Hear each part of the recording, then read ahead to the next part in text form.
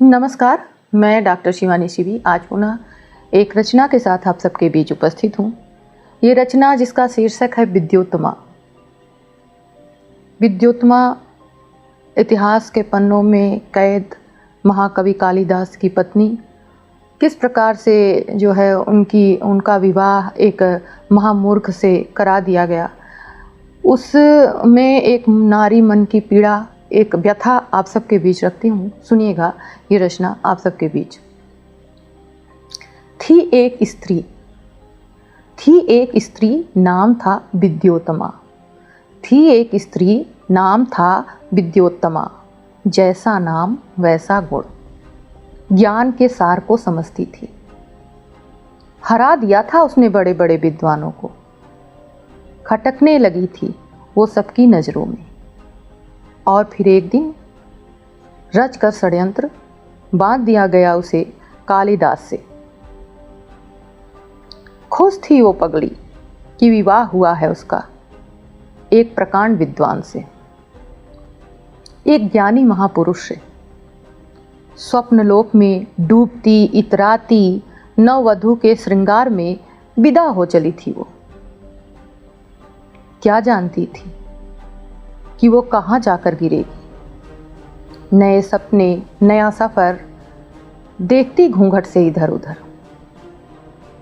सपनों में उड़ती विचरती देखती कभी खुद को, कभी अपने प्रिय को, सोचती कैसा होगा आने वाला कल।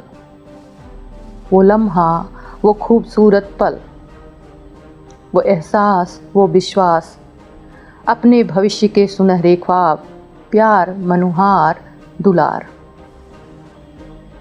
इन सपनों के बीच उमड़ता घुमड़ता किरदार, स्त्री और उसका परिवार, उसकी दुनिया, उसका श्रृंगार और न जाने क्या क्या।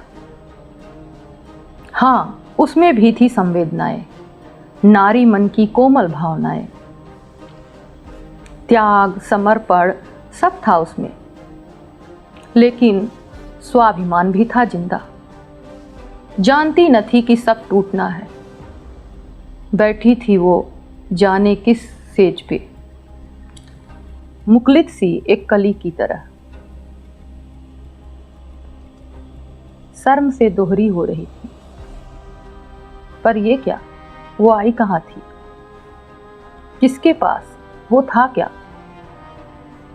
वो जानता भी था प्यार को, मनुहार को, दुलार को, समझ पाता भी उसके एहसास को। एक ही पल में भर भरा कर गिर चुकी थी उसके सपनों की इमारत। क्षण से टूटा था एक दिल, सिसक उठे थे कुछ एहसास। क्या वो शेष था जहां बैठी थी वो अकेली, इंतजार करती आने का अपने हमसफर का, उसका जिसने समझा ही नहीं प्यार को, जो जानता ही नहीं परिणय को। तिरस्कृत सी थी वो। ये शायद उपहास सा था उसके प्रेम का। पर क्यों ढकेली गई थी वो इस भंवर में, क्यों उड़ा उसका उपहास, क्यों लगा उसके दामन पर दाग। उस बंद दरवाजे के पीछे फूट फूट कर रोई थी वो, क्योंकि टूटे थे उसके सपने, खो गई थी उसकी खुशियां। छल, इतना बड़ा छल किस लिए? क्योंकि थी वो सबसे बढ़कर, था उसमें ज्ञान का भंडार, क्योंकि समझती थी शास्त्र को सबसे बेहतर। तुम उसे हरा नहीं सकते थे, इसलिए छल किया था तुमने। फेंक दिया उसके एहसासों को श्मशान में। नहीं, रुक नहीं सकती वो, हार नहीं सकती। छोड़कर कालिदास को चल पड़ी थी वो, क्योंकि जिंदा था उसका स्वाभिमान। मरकर भी मरी नहीं थी वो, पर कौन जान पाया कहाँ गई थी वो कालिदास को छोड़कर। क्या हुआ था उसके साथ, क्या बस इतना ही था उसका इतिहास?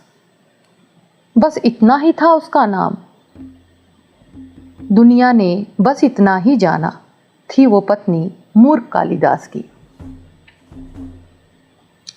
कालिदास को कालिदास बनाने वाली स्त्री, वो स्त्री जिसने बना दिया था एक मूर्ख को विद्वान। आज भी कितनी विद्योत्माएं, आज भी कितनी विद्योत्माएं ढो रही हैं कितने कालिदासों को। आज भी कितनी विद्योत्माएं ढो रही हैं कितने कालिदासों को, समाज के लिए, लोक लाज के लिए, और जो उन्हें छोड़कर लड़ रही हैं अपने स्वाभिमान के लिए, शायद वो भी बस एक नाम बनकर इतिहास के पन्नों में हो जाएंगी दफन।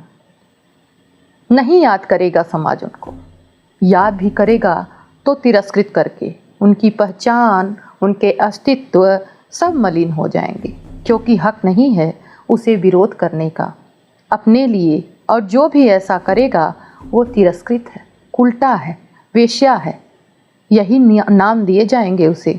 इसीलिए तो नहीं रखता है कोई अपनी बेटी का नाम विद्योत्तमा। इसीलिए तो नहीं रखता है कोई अपनी बेटी का नाम विद्योत्तमा। इसीलिए बहुत बहुत धन्यवाद।